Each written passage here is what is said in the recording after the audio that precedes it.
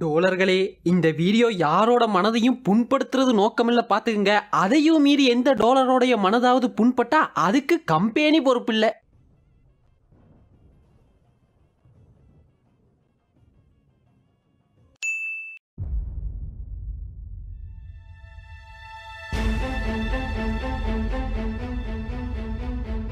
Lions roar, but hyenas laugh.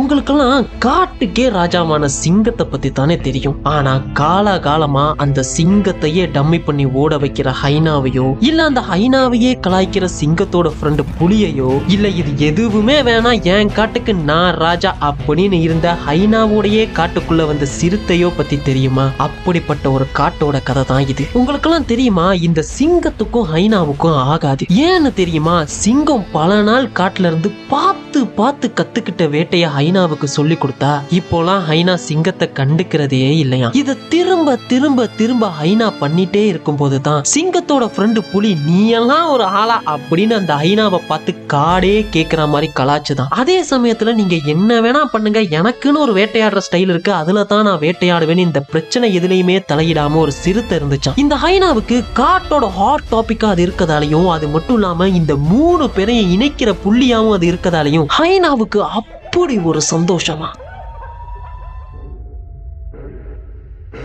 என்னைக்காவது ஒரு நாள் இந்த ஹைனா சிக்கி செத்துறாதான அந்த காடே நாட்களை எண்ணிட்டு இருந்துச்சான். அண்ட் தென் கேம் த டே. அந்த காடே காத்திருந்த அந்த ஒரு நாள் வந்துச்சான். நேரம் நெருங்க நெருங்க முடிவு என்னவா இருக்கும்னு நினைச்ச அந்த காடே அரண்டு போயிருந்துச்சான். ஒரு பக்கம் வெறியோட கிளம்புற சிங்கம், மறுபக்கம் ஏதோ ஒரு திட்டத்தோட கிளம்புற ஹைனா, இன்னொரு பக்கம் ரொம்ப நாள் கழிச்சு வேட்டைக்கு கிளம்புற புலி, கடைசியா வளமை போல இந்த முறையும் வேட்டைக்கு வர சிறுத்தை. Ready, time to meet.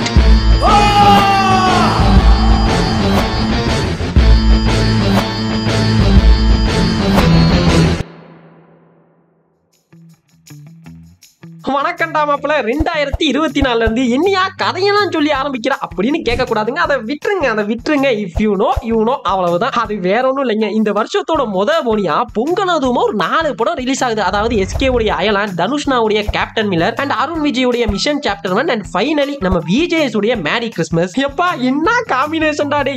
தளபதி படம் கூட ஒன்னா வந்துடலாங்க. ஆனா இப்படிப்பட்ட காம்போல இனி ஒரு வாட்டி படம் வருமா அப்படின்னு கேட்டா எனக்கு தெரியலப்பா. So don't miss it. ஏன்லாம் நான் சொல்ல மாட்டேன், தேடி தெரிந்து கொள்ளுங்கள் டோலர்களே. அண்ட் இந்த படத்துக்கு கூட வர்ற captain Miller, Lal Salaam, mission, இந்த படங்களுக்கெல்லாம் என்னுடைய வாழ்த்துக்கள். எல்லா படமும் ஓடட்டும். பெரிய லீவ் இருக்கு, எல்லா படங்களும் அடிச்சு துவம்சம் பண்ணட்டும். இது ஆக்ஷன் மேடம், இது ஆக்ஷன். அப்புறம் என்னப்பா, எல்லா படத்தோட ட்ரெய்லரும் வந்துருச்சு. அந்த ட்ரெய்லரை வச்சு படம் எப்படியெல்லாம் இருக்கும் அப்படின்ற நம்மளோட கருத்து கணிப்பை தான் சொல்ல போறோம். அப்போ ஆரம்பிக்கலாங்களா? வெயிட், ஏதோ ஒன்னு சொல்ல மறந்துட்டேன்ல. இந்த வருஷத்தோட நியூ பிகினிங்கா நீங்கள் எல்லோரும் கேட்டுக்கொண்டதுக்கிணங்க நம்ம சேனலுடைய லோகோவை மாத்திட்டோம். இதுதான் புது லோகோ. ஒரு விளம்பரம். இனிமே இதுதாங்க நம்ம சேனலுடைய லோகோ. இனி வரும் காலங்கள்ல இதைத்தான் பார்க்க போறீங்க டோலர்களே. அப்புறம் என்னையா யோ எடிட்டர் போடுறா அந்த new இன்ட்ரோவை.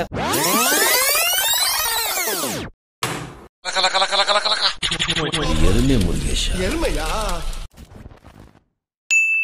Ayalaan, Captain Miller, Mission Chapter 1 and Merry Christmas. நான் ஒவ்வொன்னா வரேனே. ஃபர்ஸ்ட் இந்த அயலான் எடுத்துப்போம். இந்த அயலான் பாத்தீங்கன்னா 2016ல ஆரம்பிச்ச ஒரு படங்க. அதுக்கு பிறகு கோவிட், ப்ரொடியூசருடைய பிரச்சனை, நிறைய பிரச்சனைகளை தாண்டி இப்போதான் அந்த படம் ஸ்கிரீனுக்கு வருது. கிட்டத்தட்ட 8 வருஷங்க. ஃபர்ஸ்ட் 8 வருஷமா கஷ்டப்பட்டு ஒரு படத்தை ஸ்கிரீனுக்கு கொண்டு வந்ததுக்காக இந்த டீமுக்கே ஒரு ஹேட்ஸ் ஆஃப். பட் இப்போ பிரச்சனையே என்னன்னா, இந்த படமே 2014ல ஆரம்பிச்சதுன்னா இதோடைய ஸ்டோரி, கேரக்டர்ஸ் எல்லாமே அந்த பீரியடுக்கு ஏத்த மாதிரி எழுதியிருப்பாங்க.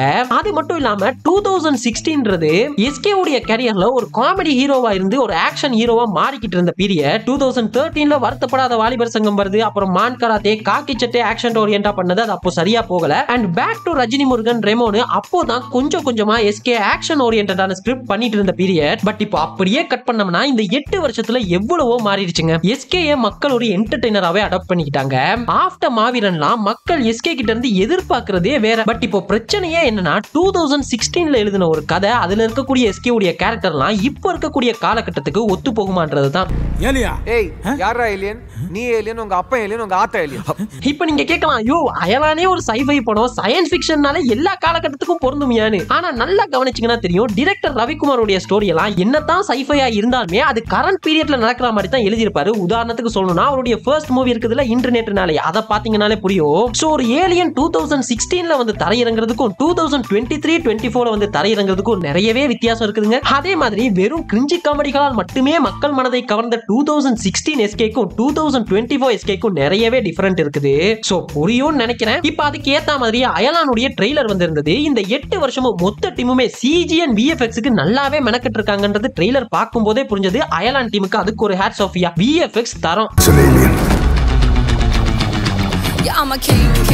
பட் இந்த ட்ரெய்லர் ஓவராலா எனக்கு எப்படி இருந்ததுன்னா, இது நல்லா இருக்குதுன்னு சொல்ல முடியல, அதுக்குன்னு மொக்கையா இருக்குன்னு சொல்ல முடியலன்ற மாதிரி ஒரு ஆவரேஜா தாங்க இருந்தது. முக்கியமா இந்த ட்ரெய்லர்ல பாத்தீங்கன்னா ஸ்டோரியை எங்கேயுமே ரிவீல் பண்ணிருக்க மாட்டாங்க. பட் எனக்கு அதுவே ஒரு மைனஸா தான் தோணுச்சு. பிகாஸ் ஸ்டோரி லைன் இதுதான்ப்பா அப்படின்னு சொல்லி ஆடியன்ஸுக்கு ஒரு மைண்ட் செட் பண்ணிட்டு இதுதான்ப்பா லைன், இதுக்குள்ள என்ன மாதிரியான பிளே எல்லாம் இருக்க போகுது அப்படின்றத பாக்குறதுக்கு தியேட்டருக்கு வரக்கூடிய ஆடியன்ஸுக்கு அவுடேட்டான ஒரு ஸ்டோரி கூட சாட்டிஸ்ஃபைங்கான ஃபீல் கொடுக்கும். பட் சயின்ஸ் ஃபிக்ஷன் சொல்லிட்டு ஆஃப்டர் கோவிட் இப்போ நெட்ஃபிளிக்ஸ் பிரைம்னு பட்பல ஓடிடில பலவிதமான சைஃபை படம்லாம் பார்த்துட்டு படம் எப்படி இருக்க போகுது அப்படின்ற எக்ஸ்பெக்டேஷனோட தியேட்டர்ல உட்கார ஆடியன்ஸுக்கு இந்த படம் பிடிக்குமா பிடிக்காதா அப்படின்றது ஒரு டவுட் தாங்க. அண்ட் இந்த ஏலியனுக்கு நம்ம சித்தார்த் டப்பிங் பண்ணிருக்காப்ல.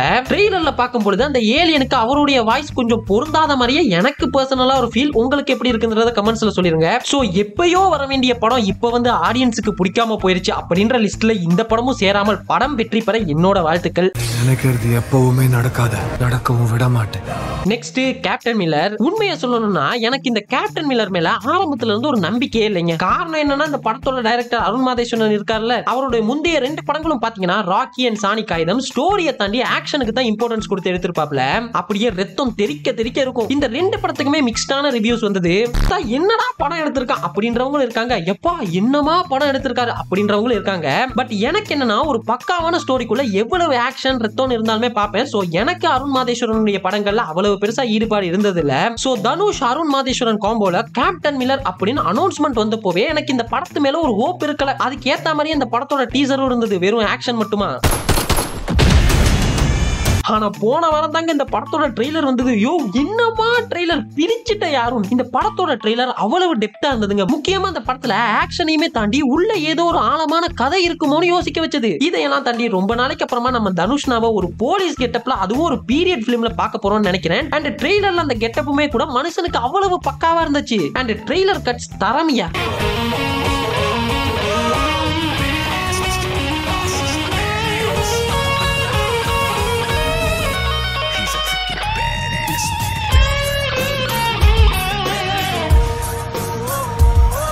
சோ நான் இந்த பொங்கலுக்கு ஃபர்ஸ்ட் கேப்டன் மில்லருக்கு போயிட்டு அப்புறம் மத்த படங்கள்லாம் ட்ரை பண்ணலாம்னு இருக்கேன். அப்புறம் நீங்க என்ன மாதிரி காசு இல்லப்பா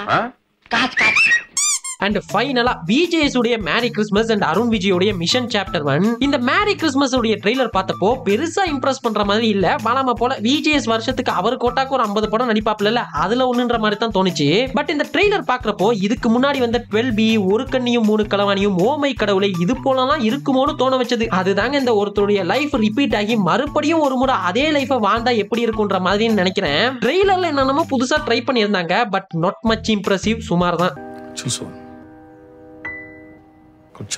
நெக்ஸ்ட் மிஷன் சாப்டர் 1. இந்த அருண் விஜய் பத்தி ஒன்னு சொல்லியே ஆகணுங்க. மனுஷனுக்குள்ள ஒரு ஸ்பார்க் இருக்குது, ஏதாவது புதுசா பண்ணிரணும், எப்படியாவது ஒரு ஹிட் கொடுத்துடணும்னு. ஆனா அவர் செலக்ட் பண்ற ஸ்கிரிப்ட் எல்லாம் கதையா கேட்கும் பொழுது நல்லா இருந்தாலுமே விஷுவலி அது படமா வரும் பொழுது சொதப்பிடுதுங்க. ஐ திங்க் தடம்க்கு பின்னாடி இன்னைக்கு வரைக்குமே ஒரு ஹிட் கொடுக்கறதுக்காக போராடிட்டு இருக்காருன்னு நினைக்கிறேன். சோ அந்த லிஸ்ட்ல தான் இப்போ மிஷன் சாப்டர் 1 அச்சம் என்பது இல்லையே அப்படின்னு ஒரு படம் வருதுங்க. இந்த படத்துடைய ட்ரெய்லர் பார்க்கும்போது ட்ரெய்லர் கட்ஸ் எல்லாம் ரொம்பவே அவுடேட்டடா இருந்தது. அண்ட் ஸ்டோரியுமே கூட அதே பழைய ஹீரோ வில்லன் கிளாஷ்ன்ற மாதிரி தான் இருந்தது. பட் இந்த படத்தோட டைரக்டர் ஏஎல் விஜய்ன்றதுனால கொஞ்சமா நம்பலாம்னு நினைக்கிறேன், மனுஷன் உள்ள ஏதாவது வச்சிருப்பாருன்னு. அண்ட் ஏஎல் விஜய்க்குமே கூட ரீசன்ட் டேஸ்ல ஒழுங்கான ஒரு ஹிட் இல்ல. சோ 2 பேருக்குமே இது ஒரு முக்கியமான படமா தான் இருக்கும். அப்புறம் சாப்டர் 1 வச்சிருக்கீங்களே, ஒருவேளை பார்ட் 2க்கு எதுவும் பிளான் பண்ணிருக்கீங்களாப்பா? ஏன்னா பாத்துப்பா, ஆல்ரெடி உங்க மேல ஆப்போசிட் கேங்ல வன்மத்தோட தான் இருப்பாங்க. படம் எதுவும் சொதப்புனா பிரிச்சிருவாங்கப்பா. பாத்துப்பா, ஆல்ரெடி உங்க மேல ஆப்போசிட் கேங்ல வன்மத்தோட தான் இருப்பாங்க. படம் எதுவும் சொதப்புனா பிரிச்சிருவாங்கப்பா. அது எப்படி முடியும்? யார் வருவாங்க? வருவாங்கடா, நான் தான் வருவேன். சோ இது தாங்க இந்த வருட பொங்கல் கிளாஷ். இத கிளாஷ்னு சொல்றதை விட ஒரு ஹெல்த்தியான காம்படிஷன் கூட சொல்லலாம். இது மாதிரியான ஒரு பொங்கல் திரும்ப வருமானு கூட தெரியல. பிகாஸ் இந்த காம்போவே கொஞ்சம் பாருங்களேன், ஒரு சயின்ஸ் ஃபிக்ஷன் படம், ஒரு பீரியட் பிலிம், ஒரு ஆக்ஷன் த்ரில்லர், இன்னொன்னு ஃபிக்ஷன் ஒரு ஃபேண்டசி, இது மாதிரி கூட சொல்லலாம். இப்படி 4 ஜான்ரால 4 படம் வருதுங்க. அண்ட் உள்ள நடிச்சிருக்கவங்களுக்கும் என்னென்ன கனெக்ஷன் அப்படின்றது தாங்களுக்கு தெரியாத சட்டம் ஒன்றும் இல்லை. அண்ட் இதுல இன்னொரு கோஇன்சிடென்ட் என்னன்னா, இந்த captain Miller and Mission chapter 1க்கு நம்ம ஜிவி தான் மியூசிக். அவர் மியூசிக் பண்ண 2 படங்கள் ஒரே சமயத்துல இந்த பொங்கலுக்கு ரிலீஸ் ஆகுது. அண்ட் மிஷன் சாப்டர் 1 பாத்தீங்கன்னா லைக்கா தான் ப்ரொடியூஸ் பண்ணிருந்தாங்க. பட் அவங்க ப்ரொடியூஸ் பண்ண லால் சலாம் தான் பொங்கலுக்கு வர்ற மாதிரி இருந்தது. ஆனா இப்ப அதை தள்ளி வச்சுட்டு இதை இறக்கி இருக்காங்கன்னு நினைக்கிறேன். இதுல லால் சலாமும் வந்திருந்தா இந்த பொங்கல் இன்னும் அட்டகாசமா இருந்திருக்கும். பட் மிஸ் ஆயிருச்சு. சோ இது தாங்க நிலவரம். கண்டிப்பா இந்த பொங்கலை மட்டும் மிஸ் பண்ணிடாதீங்க. எல்லா படத்தையும் தியேட்டர்ல போய் பாருங்க. பிகாஸ் ஃபெஸ்டிவல்னாலே தியேட்டருக்கு போய் ஒரு படத்தை பார்த்தா தான் அந்த ஃபெஸ்டிவலே சாட்டிஸ்ஃபைங்கா ஃபீல் ஆகுது. சோ என்னோட priority first Captain Miller, next Ayalaan, அப்புறமா Merry Christmas and Mission Chapter 1 பாப்பேன். நீங்க உங்களோட பிரியாரிட்டி என்ன அப்படின்றத கமெண்ட்ஸ்ல தட்டி விட்டுருங்க. அண்ட் நம்மளுடைய புது லோகோ எப்படி இருக்குது அப்படின்றதையும் கமெண்ட்ஸ்ல சொல்லிருங்க. அப்புறம் என்னப்பா, நம்ம சோசியல் மீடியா லிங்க் கீழே சும்மாவே கிடக்குது, போற போக்குல அதையும் ஃபாலோ பண்ணிக்கங்க. அப்புறம் உங்க அம்மாவை பிடிக்கும் அப்படின்னா மறக்காம இந்த வீடியோக்கு லைக் பண்ணுங்க. இன்னொரு சூப்பரான வீடியோல மீட் பண்ணிக்கலாம். அதுவரை நன்றி, வணக்கம். ஒரு